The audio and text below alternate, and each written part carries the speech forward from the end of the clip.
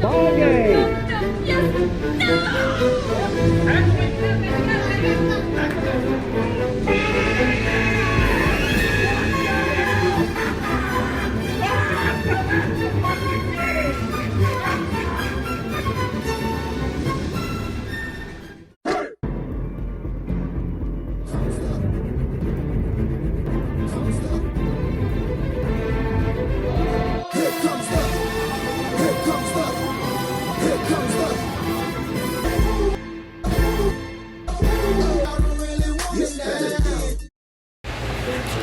Well, hello, kiddies.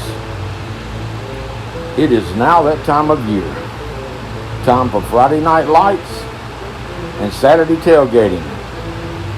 They say in Texas football is king, and it just might be. But I speak from experience. In Alabama, football is a religion. I am a Crimson Tide fan myself.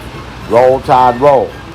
And of all Alabama's rivals, including Tennessee, LSU, Mississippi State, Ole Miss, they all pale in comparison to the team that is the biggest rival to Alabama, the Auburn Tigers.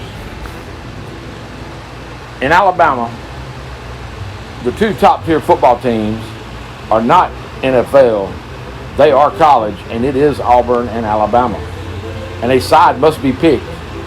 And for those who live in Alabama but are not from there, they also must pick a side at least on one certain day every year. And on that day, it's father versus son, mother versus daughter, even husband versus wife. A house divided. There's no middle ground. Two cross-state rivals meet, and on that day, a side must be picked. The battleground is known as the Iron Bowl, arguably the most intense rivalry in all of college football, maybe in all of sports, period. The Iron Bowl pits the storied power of the Alabama Crimson Tide versus its most hated nemesis, the mighty Auburn Tigers. Two of the most storied football programs in the nation, and having only a few things in common. One is the almost maniacal hatred for the other. Another is the mascot confusion. The Alabama Crimson Tide, whose mascot is an elephant named Big Al, and then you have the Auburn Tigers, who have Albie the Tiger, the mascot, who has won many mascot championships, yet they yell War Eagle and have a house eagle that flies around the stadium at the Plains at Jordan-Hare. It is almost like both teams have identity crisis, but there are backstories to each battle cry and mascot. And the quick backstory on Alabama is in the early days, Alabama could never settle on a name and mascot. They were known as the Crimson and White, the Varsity, the Thin Red Line. It was in the 1907 Iron Bowl in Birmingham where Auburn was heavily favored in a rivalry game that would not renew for another 40 years. In this game, the field was a sea of mud, and Bama held the heavily favored Auburn Tigers to a 6-6 tie, the only tie in the series. And sports writer Hugh Roberts, in seeing the Alabama team covered in mud, red mud, he donned them the Crimson Tide. Later seasons, the Crimson Tide was popularized by writer Zip Newman of the Birmingham News. Now let's fast forward a few years to 1930, when legendary coach Wallace Wade had assembled a great Alabama team. A writer of the time wrote, "A typical Wade machine, big, powerful, tough, fast, aggressive, fundamentally sound, and one of the best blocking teams you'll ever see."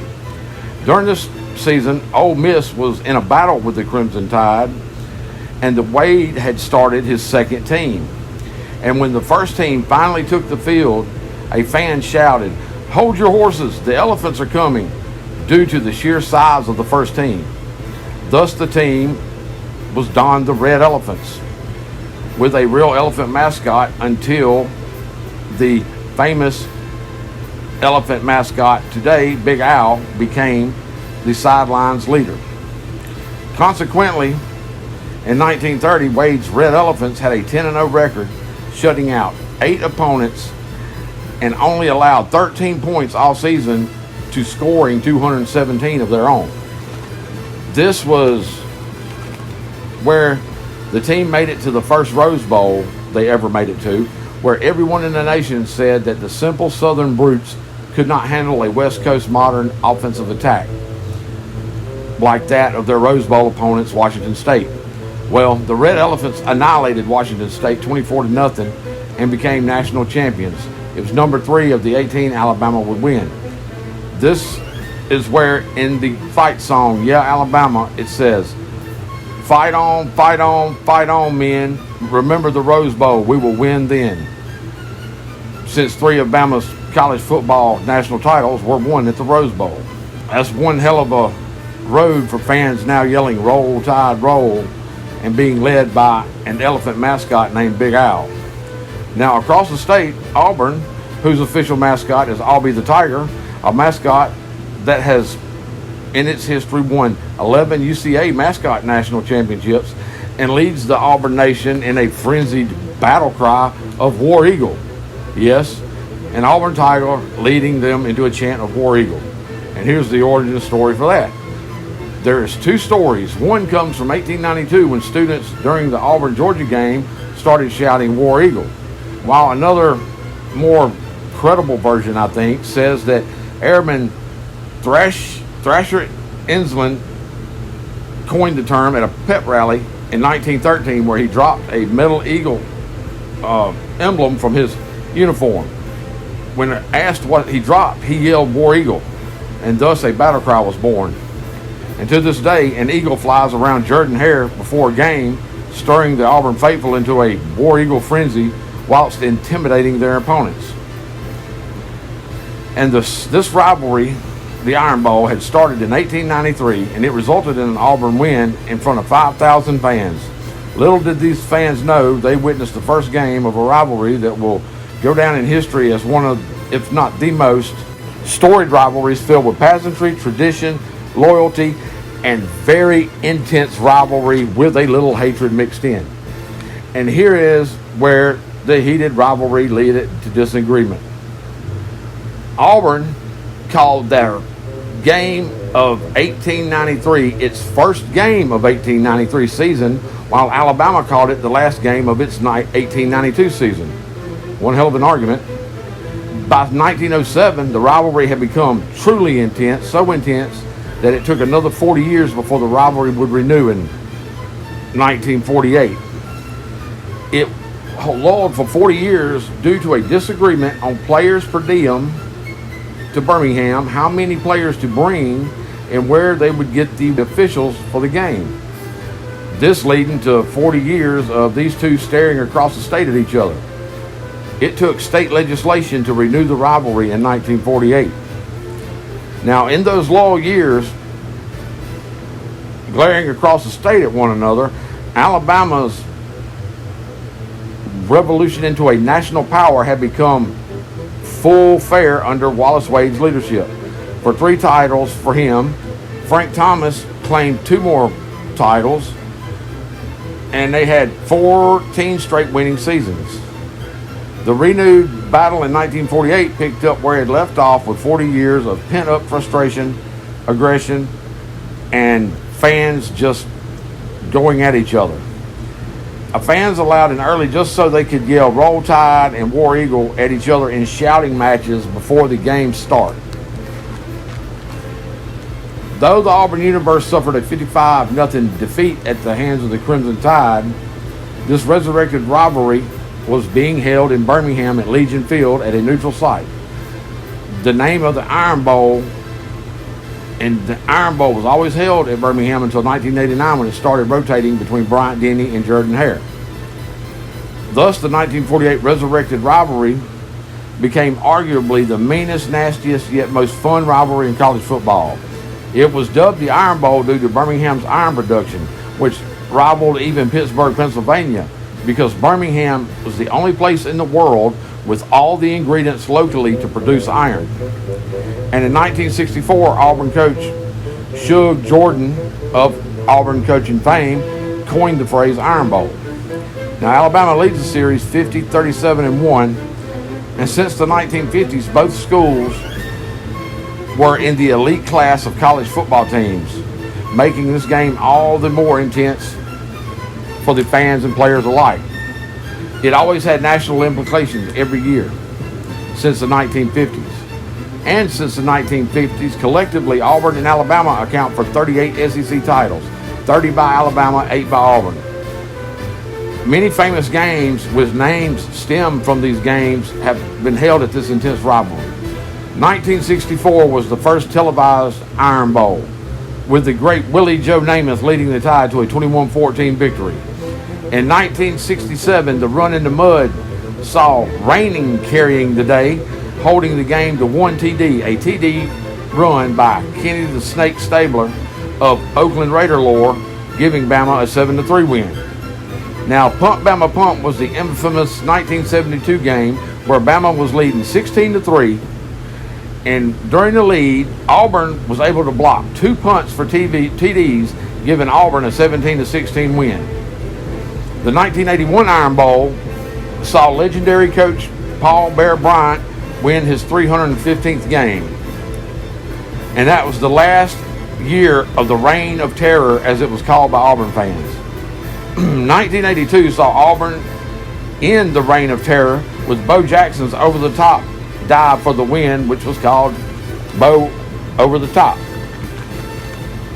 In 1984, Bo Jackson yet again appears in a game, but this time he was a blocking back.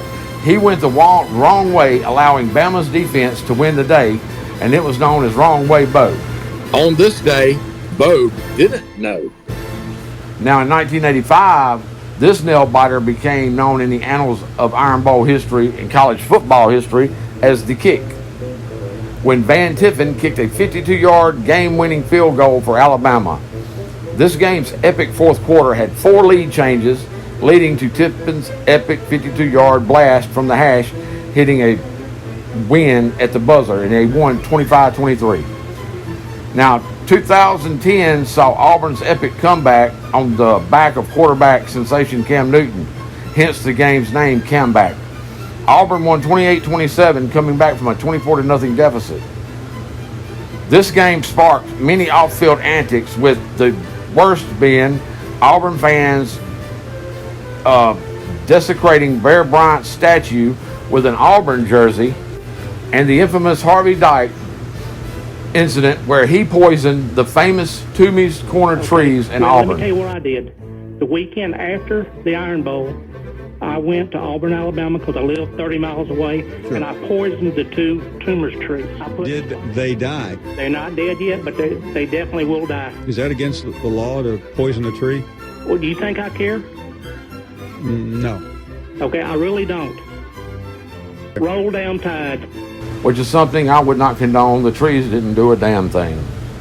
Now, 2013 is my least favorite game, and it still gives me a bad taste in my mouth, because when tied at 28-all with 1 second left, Adam Griffith of Alabama attempted a 57-yard field goal, with it coming up so short that Auburn's Chris Davis caught it and returned it 100-something yards for game-winning TD for Auburn.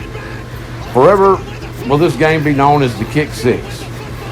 Now, the 2021 game was called the overtime game, where number 3 Bama defeated Auburn 24-22 in 4 overtimes. Now, Bryce Young had a Heisman moment with a minute 43 remaining in the game, losing 10-3. He led the Bama offense downfield to score the tying TD to send it to overtime. And finally, the Iron Bowl that has washed most of the taste of the Kick 6 out of my mouth was the 2023 Iron Bowl, known as 4th and 31 or Gravedigger, with only 32 seconds left in the game, and Bama trailing by 24-20, and the offense was facing a 4th and 31. The Auburn faithful and Jordan Hare were already celebrating victory, just roaring and making noise, when all of a sudden you heard nothing but crickets. And that was due to Jalen Milroe completing a pass to the corner of the end zone to Isaiah Bond to take the lead 27-24, in which Bama won. The Iron Bowl has seen many future NFL greats make an impact. One being before he was an upstart Jets and Super Bowl MVP, QB Willie Joe Namath was one hell of an Alabama quarterback. And when he made it to Broadway, he was the man who made fur coats fashionable on the gridiron. Another famous Bama QB was Kenny the Snake Stabler, famous for the run in the mud Iron Bowl before he became the running, gunning, swashbuckling Oakland Raider QB, who was also a Super Bowl winner.